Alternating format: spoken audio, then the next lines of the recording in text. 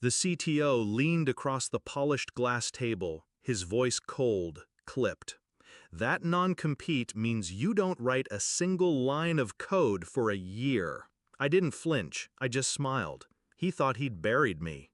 12 months later, in court, I watched the judge's lips move, reading one sentence from a new state law. That was all it took. Their lawyer froze, pale as chalk, then turned to me. His whisper trembled. She knew.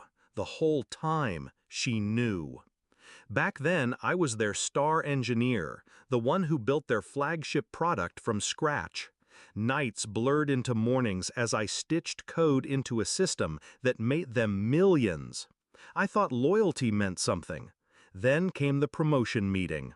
They sat me down with champagne smiles, congratulated me, then slid a contract across the table. A raise, yes, but buried on page 17 was a clause, a trap. Non-compete, 1 year. I laughed at first, said I trusted them, signed without hesitation. That was my mistake. 3 weeks later, the betrayal surfaced. I came into the office to find my access revoked, my email deactivated, my designs repackaged under someone else's name, my work, my life, erased with the stroke of a key. The CTO called me in that afternoon, smirk sharp as glass. You'll land on your feet, just not in this industry, not for a while. He tapped the contract, his contract. I felt the weight of my own signature pressing against my chest like a brand. Shock doesn't last. It curdles into clarity. I didn't scream. I didn't beg. I went home, poured a glass of water, and opened the document again, line by line, clause by clause, word by word. That night, something inside me shifted. I wasn't a victim. I was an architect. Contracts were code, and every code had an exploit. The first thing I learned was patience. Non-compete law wasn't static. It was a battlefield. Judges shifted, legislatures tinkered, precedent changed like algorithms in flux. So I watched, I researched. While they grew fat on my work, I collected statutes like ammunition. Late nights in legal forums, early mornings in law libraries. My laptop became a weapon, not for building systems, but for dismantling theirs. The second thing I learned was silence. I didn't fight them, didn't send angry letters. I vanished. To them, I was finished. Just a waitress, working night shifts at a bar to pay rent. I let them believe that. Every drink I poured was cover.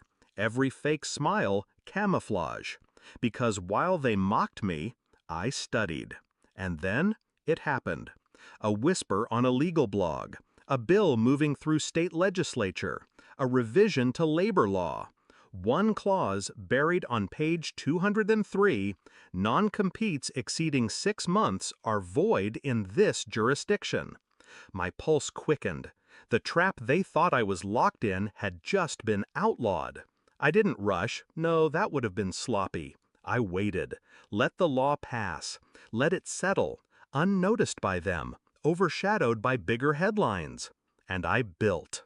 Quietly. Not with code, but with connections. Lawyers who owed me favors. Former colleagues they hadn't paid properly. Investors with grudges. Piece by piece, I constructed a case as meticulous as any software I'd ever engineered. 12 months passed. The day of reckoning arrived in a courtroom that smelled of dust and fear. My father would have called it poetic justice. The same company that branded me obsolete, now forced to face me on record. The CTO swaggered in, confident, his attorney carrying the contract like a weapon. She signed it, their lawyer boomed. She is bound. I stayed silent, calm, and at the precise moment I signaled my lawyer. Just like flipping a switch, she stood, produced the statute. The room shifted. The judge adjusted his glasses, and then, with a single sentence, everything unraveled. The non-compete in question is unenforceable by current state law. Silence. Then the CTO's face cracked, rage leaking through. His lawyer stammered, papers trembling in his hands. He turned toward me, voice hoarse. She knew. The whole time she knew. Yes, I knew. What followed wasn't loud. It didn't need to be.